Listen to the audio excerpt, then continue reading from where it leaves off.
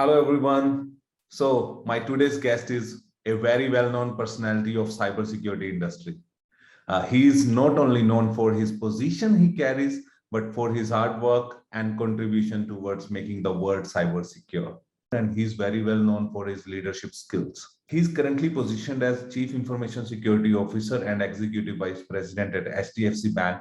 And prior to this, he has also served as a lead cybersecurity for Axis Bank as well as Bank of India. He is none other than Mr. Ratolikar. So, Mr. Ratolikar, welcome to Infosec Tales with Gaurav Batra. How are you doing?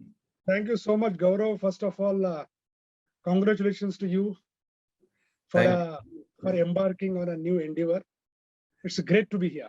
Thank you, sir, and thanks for inviting our invitation and accepting our invitation and being on this show. I really like your attire today. I think you're coming up from the puja directly, or it's at home. That's right. The festival is right. Okay, so Samir, I think most of the people know you for the industry for your technical goods, and they know that you are hardworking and you are so fundamentally and technically strong, and people know you for all of these skills. But no one, and I have not seen any of your conversation around how that technical stuff or how these computers are built in. And I think you have started your career back in 1995, right? That time in India, computers were not that famous, and you have done your engineering in computers in 90s. So how was that, and how that thing was built in, that I want to do computers and I want to be into the networking domain, and then of course how it led to the cybersecurity? Well, Gaurav, at that point in time, the focus was not on the networking or information security, or for that matter on hardware, etc. At that point in time, the interest, because see, in 94, 95, the computer industry was picking up, right? That's the era where you got to know about the people moving to the United States and those foreign countries to pursue their dreams in terms of shaping up their career. So you got to know this news from your friends, relatives. So perhaps that was a spark saying that, oh, this area is gaining a lot of prominence, a lot of visibility, and perhaps there would be a good future lying ahead, if one chooses a computer. Second point, if you see in engineering also, all along till 1995, 94 types, the mechanical, the electronics and telecommunications, for that matter, automobile, civil engineering, was a very dominant streams for anybody to choose. Okay, so relatively computers was very new. Okay, so naturally when anything is new, perhaps it grabs attention. So in my view, that was also the sort of point where I got attracted. That's how the journey started. Okay, and so that was like, in after doing the BTech, so what was the first kind of job you did in computers? When was it difficult to get the job around, or it was like a easy cakewalk? That's right. That's right. So whatever comes to us, I think we had the tendency of choosing is, at least to me and my friends. Of course, there were other friends and the relatives who had this strategy in mind, who had very clarity in mind about sort of starting the career and the area of interest to them. But in my view, I was a bit unclear about what is to be chosen as the career option in terms of the profession. And of course, I was also interested in teaching, in my college days. I have loved to interact with the people, learn from them, from their experience and all. So I got opportunity in a good engineering college to sort of as a faculty member, as an assistant professor. So I joined them. I taught engineering students of third year, second year, and to final engineering student as well. And that was for a couple of years, Okay. Then, yeah, go ahead. No, answer. So that's because I have heard that you have still have that passion of teaching, and you are doing amazing some good work for some schools as well, right? So That's that right. passion is still That's right. carrying on. Okay, and So so I'm connected to, I'm connected to a couple of NGOs also okay, who impart the cyber crime, cyber security training to the school and college going students, especially to the teenagers. So I love, interacting with the people, learning from them as well, because each day, each interaction is a different Gaurav. Trust me, each interaction is different. Whether you interact with, a taxi driver, whether you interact with, for that matter, in a customer who is not happy with, service, or interact with a school, college going students, their perspective, their experiences is different.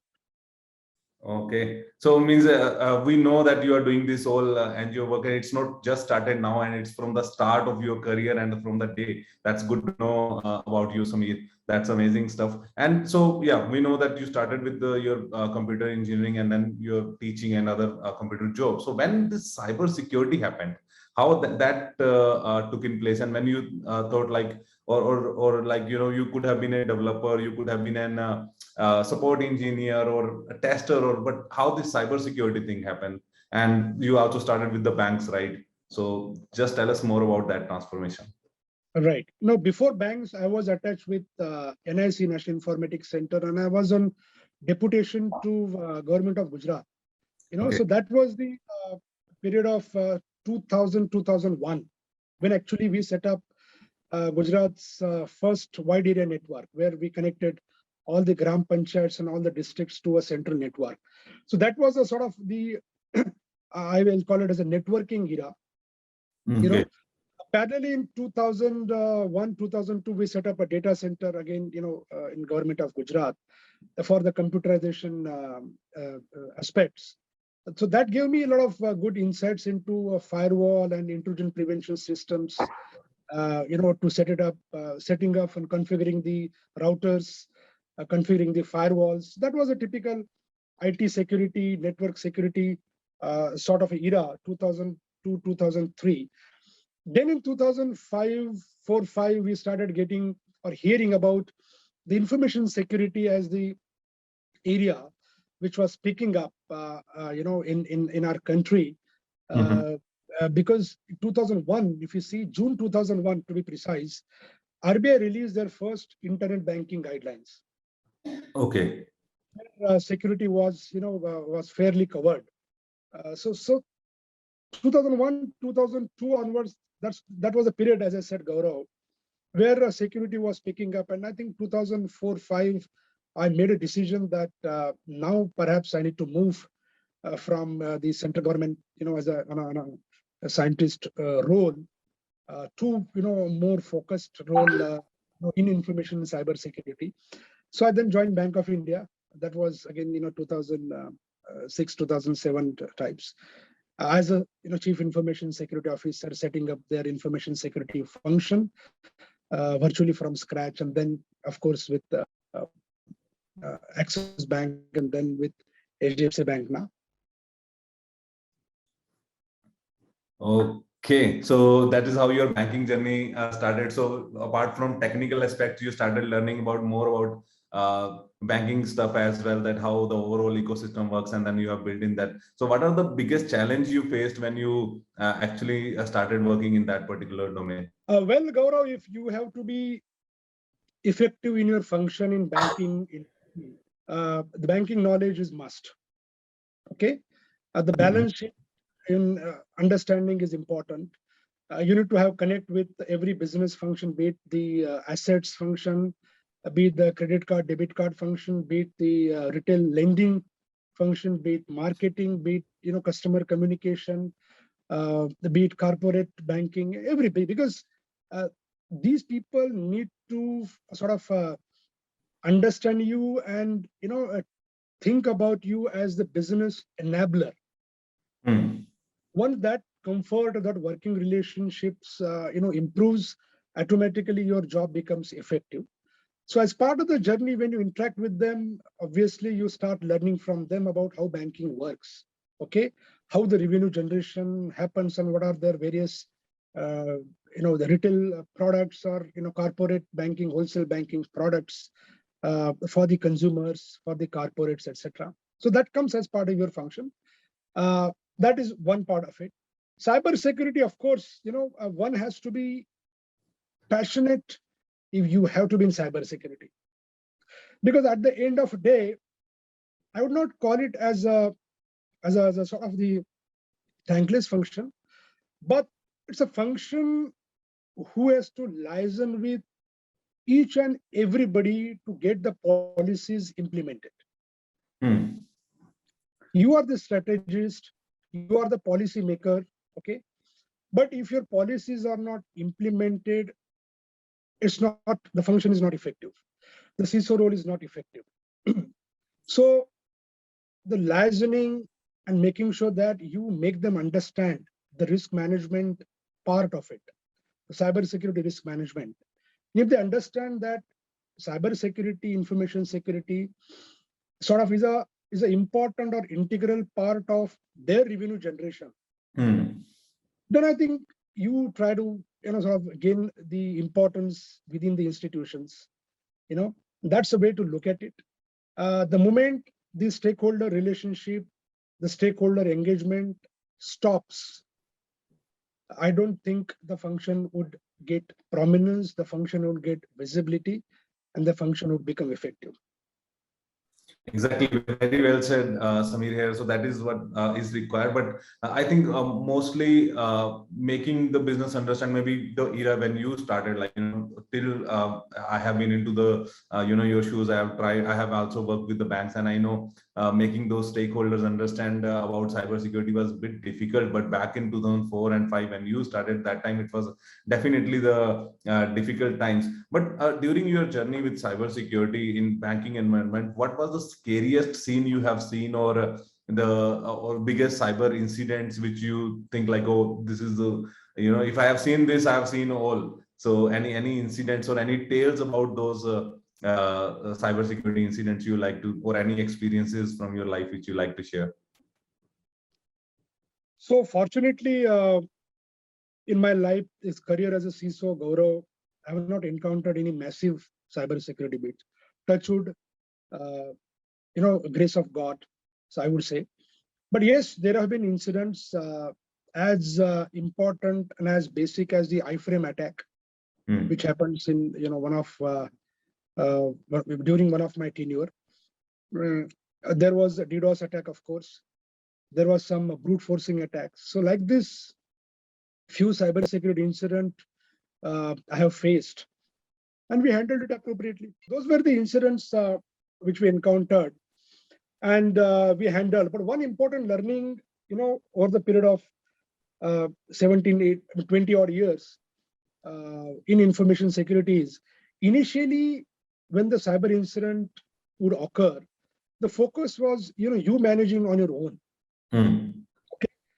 But over the period of time, because the function has evolved, the role has evolved, today that in addition to you being the helm of the affairs in sort of spearheading the crisis management, there is also a department called corporate communications who front ends with media.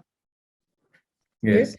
There is also information called the investor relationship, which manages the investor relations.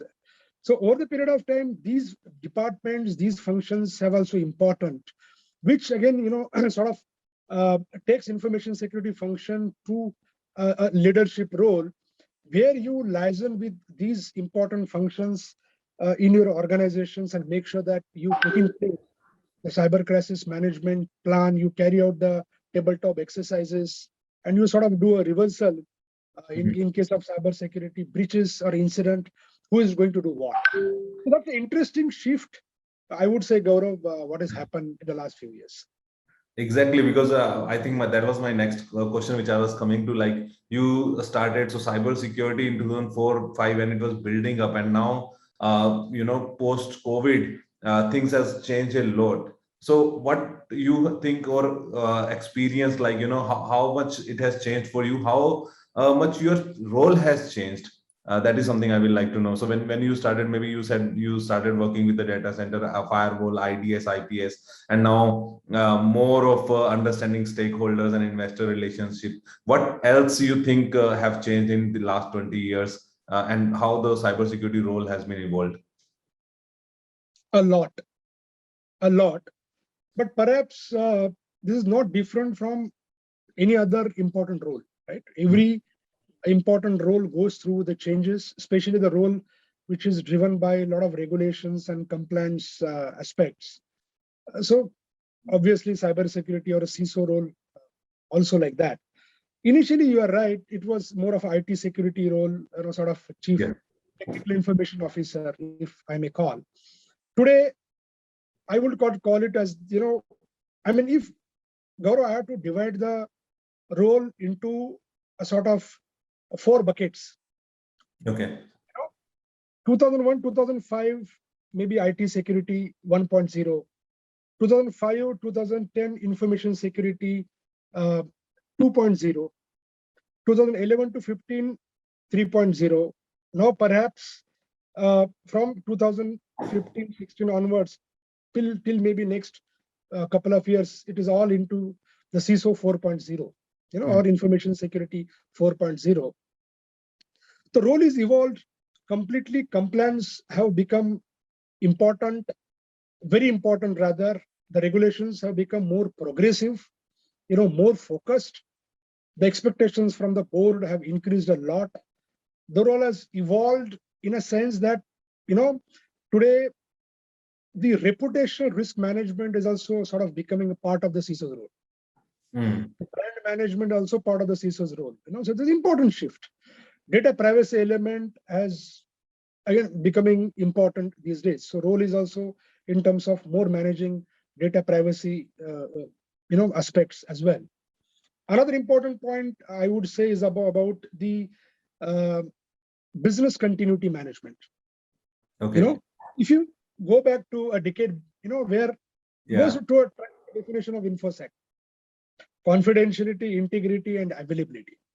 Okay, that availability in a true sense is what we see today, where the business continuity and the cyber security and information security is sort of amalgamated, it's sort of integrated, and then that's how you are delivering. So business continuity management role or business continuity head is working very closely with the CISO, because ultimately the business continuity is the important aspects. CIO is very closely because ultimately he has to deliver, your policies. As I said a while back, media management, extremely important. So the role is sort of, stitched with the business continuity aspects, data privacy aspects, reputations and brand management aspects, media management aspects, a lot. The role today, to a great extent, has got the leadership and the board seat. So I think complete shift, as I said, that's how I always call it as the Infosec 4.0 today. It's an important. Amazing. And with that Infosec 4.0, so most of the responsibilities, and I think a CISO role has increased a lot, not only IT, but you are overall managing business and advising and, working with the different parties. So earlier, we know the cybersecurity role was a very difficult 24/7 job. You have to always be ready that we don't know when the hackers or, attackers are attacking on our organization. So how you cope up with that much stress, and how important your family role was, in the as a support function in last 20 years. So maybe I will definitely like to know more about that. So I'll start from the last point first. So family role was or is extremely important, because when you are managing the cyber risk, and when you are sort of awake 24/7, just to making sure that everything is hunky dory. There is your family, which basically takes care of your responsibilities. Your wife takes a sort of a leadership role within the family. to manage the kids, to manage, their educational commitments, to manage the, home affairs, to manage, your parents, relatives, everything. So that is that pillar of strength, I think, has been extremely important. There have been fantastic friends, even the partners, the vendors who sort of at times understands, even though you don't give right time to them, but be with you in kind of calling you, making you familiar with what is happening globally and try to help you in sort of shaping up your information security strategies. So I think, all it's not you have a sort of build yourself. It's family, friends, your parents, your blessings from them, blessings of support from God. I think, Gaurav, you rightly said it's all sort of collective contributions. That's how you can really manage the information security very well. That's point number one. About stressing, frankly, I have not taken a stress at all. The stress comes when you are less engaged with the business because you don't get support in implementing the policies. Okay. You are stressed. You are stressed when you are not taking care of your team, and then sort of team gets demoralized, demotivated. You are getting stress if you are not abreast of what is happening around the globe, because when you are questioned by your board of directors on how you are handling this attack, or how you are handled what happened in, say, for example, Target or Sony, and if you are not abreast about the modus operandi or the cyber crime landscape, you will be stressed. You will be stressed when you are not able to communicate properly with the board of directors or with the business leaders or your bosses. I think if one is able to understand that he has to learn, he has to, or she has to study, he has to abreast of what is happening around the globe, he has to be constructively aggressive in making sure that there is a timely deliveries, of the security controls, and one who understands the stakeholder relationship and is very simple to communicate to the board of directors in terms of the risk language and the security language. I think you are effective. There is no stress at all. Last point, go enjoy with friends. They are the one of the most important stress busters. Go for a jog, go for a run, spend time with the family, go out for a vacation, the places you like. I think that's a way to look at it. You have chosen the field on your own, and now you are running the field, the function on your own. It's not a compulsion. Once you have chosen the CISO field, you have to be ready with the battles, right? You have to be ready to fight the wars, and that's how one has to look into it. Great. So those are very well and good advices, Samir. I must say about the stress buster, and whoever is watching it, they will definitely see that how important in CISO role is to be consistent with your communication and be at par with the talking to the different stakeholders, so that you don't get the stress. And also, you have given some good advices for the work-life balance and jog running and talking to friends and going out there. But one point which from your comment, which I will like to take, where you talk about the modus operandi of the attacks which are happening with other organizations. How important is that part in your life? Like how much you are spending research on, what is happening with other organizations? And you said that you are fortunate enough that nothing has happened with your organization so far. That's really a good thing to have. But how you are preparing yourself? Nothing massive. Yeah, massive attack which has not happened. Sorry, I'll take that word right. So how you get yourself prepared by hearing, because daily there's a news which is coming in, like, this organization has act, or we have seen the organization which are like claiming to protect us are also getting ransomware or some sort of hits. So how you are making yourself up to date, or what kind of advices you give to your team that this is something we should be, working with, how you cope up with that? Yeah. Okay, to two things. First of all, thanks to the vendor community, the partner community, and the amazing friends I have sort of got in the last close to 2 decades, in the IT and information security industry.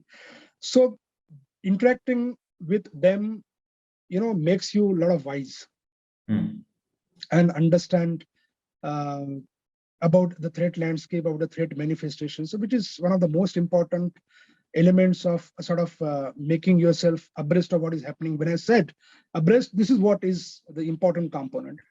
Second, of course, is thanks to the internet, you have fantastic blogs available, a lot of research articles available, a lot of research agencies available, which will give you a lot of insights into the threat intelligence and cyber crime, or the so-called the dark web related insights. That's how important source where you get a lot of information. Of course, I think one has to spend time to read a lot, and it's not like the day. Frankly, the day doesn't end, Gaurav. Even though the office ends in the evening, sometime you get and you try to see what is new for tomorrow. What is that we should be doing, because every day is different in post-COVID era. That's how continuously keeps you on toes. That's how you spend a time in kind of understanding what is going on in the outside world. Coming back to your team, it is very important to give a message to your teammates that, guys, if you want to be relevant in the in today's world, you have to be abreast of what is happening. You have to read a lot. There have been fantastic research papers we have subscribed. I mean, we, at least in HDFC Bank, we have a lot of subscription available with many agencies and many information security forums and the analyst access.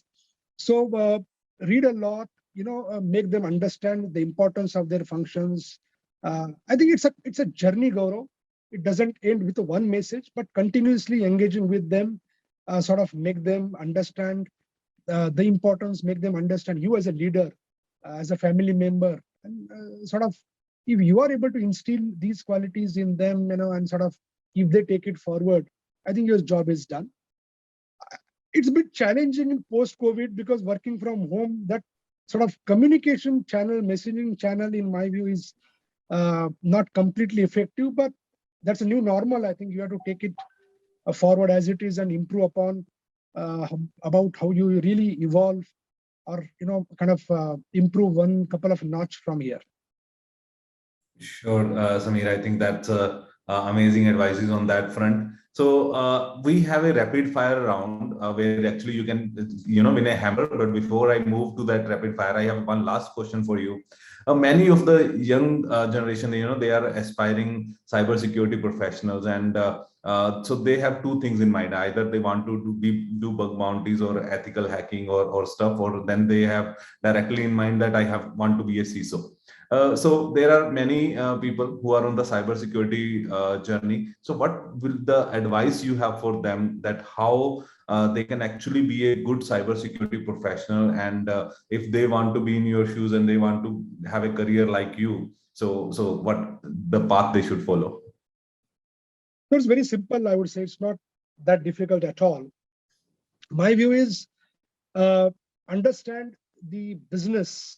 Understand, for example, the industry where you want to focus. If you want to focus on banking and, for example, say telcos, understand the business, how it works. Because, as I said, otherwise you won't be able to integrate yourself or your strategies with the business. And you sort of, your strategy becomes, completely disconnected from the business objectives. That is the point number one. Second important point, try to simplify the information security. Don't put this complicated, guys. The first important thing is information security is all about having a basic hygiene first. Okay, so be simple, focus on the basic hygiene, the processes. For example, just to elaborate, patch management, change management, vulnerability management, incident management, etc. So I have focus on that. Be a good technologist first, because I keep on hearing that generally in the CISO community, technology comes last, but the business knowledge or the strategist or the consultative or advisory role comes first. I don't think so. In my view, I'm very clear. The technology has to be number one. The business and other knowledge comes second.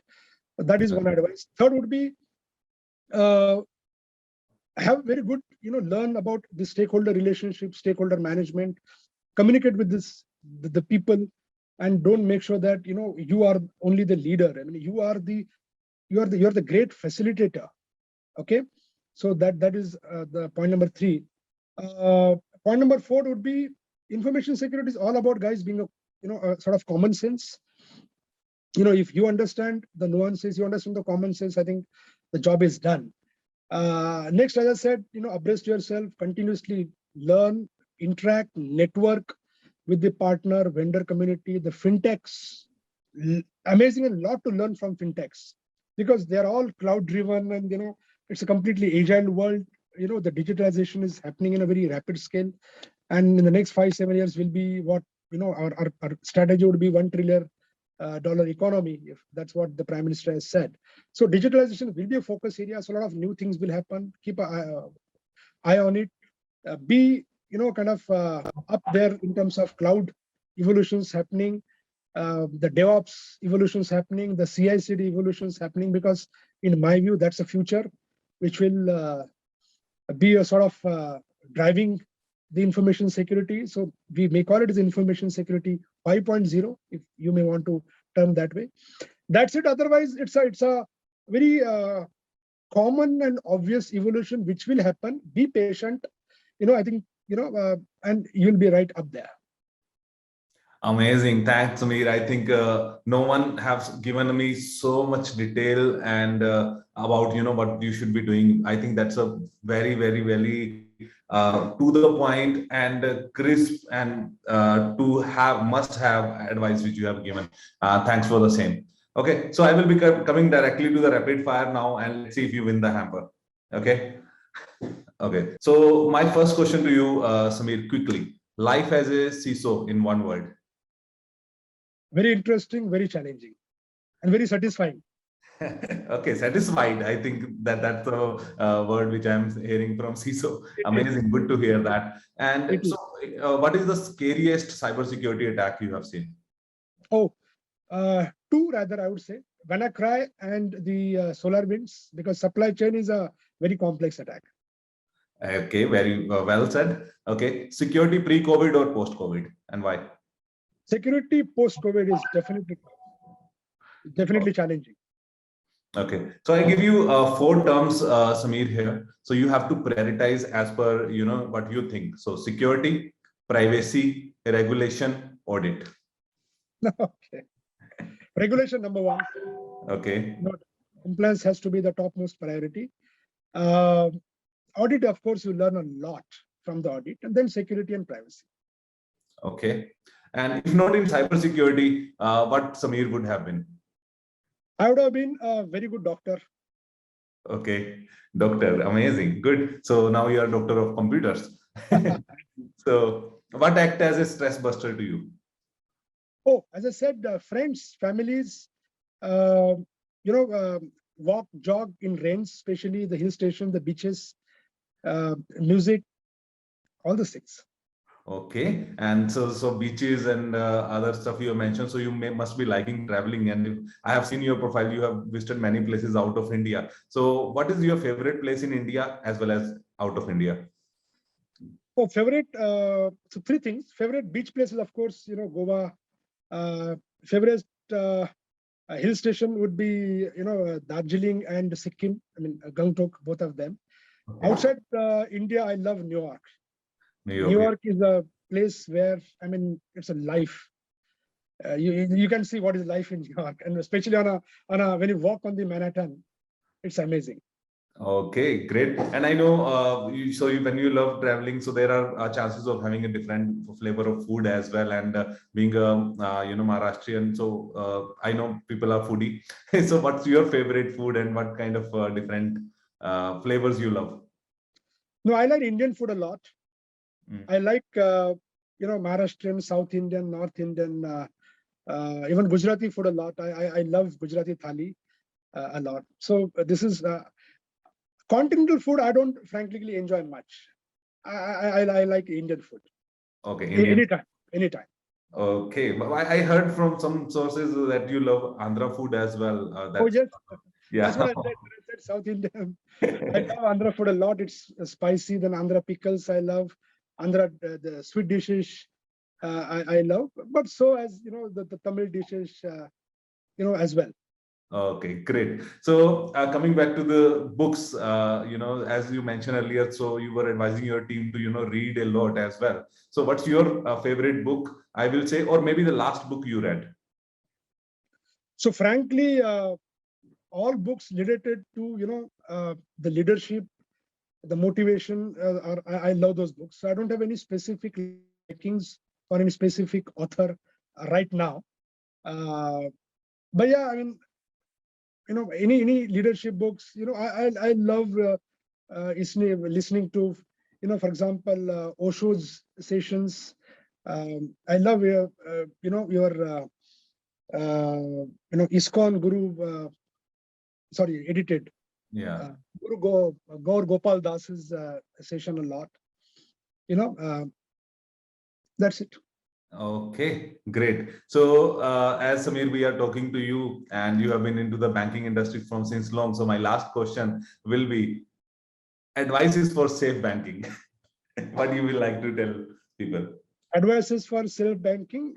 I will go to a very traditional definition of information security: people, processes, and technology. First is a common sense. Information security is all about having a common sense in you as an employee, as a customer, as an information security practitioner. And of course, have the right, the policies in line with the threat landscape, progressive regulation, etc. And focus on good innovative technology stuff, and follow the NIST framework of protect, detect, respond. Very simple, these 4 or 5 things. I think you're right there. Amazing, Samir. I think you have managed all these questions quite well, and definitely you are going to get the hamper today. And I love talking to you. I know there's a lot of things to learn from you, and knowing about your life, family, and your journey. It's amazing. Sounds amazing to me, and I think my viewers are also going to love it, like it. So, any last message you want to give about CyberPrat or to the audience, or anything which you would like to add? No, first of all, thank you so much, Gaurav, for having me here. I think you're the first CISO probably, so I'm privileged. I'm honored in that way. So my, kind of message to my InfoSec practitioner friends is, guys, I'm always there for whatever help, support you need from my end. Please feel free and enjoy the life here. Be happy. Sure. Thank you, Samir. It's a pleasure talking to you. Thank you, God. Thanks for joining us today. My pleasure. Thank you.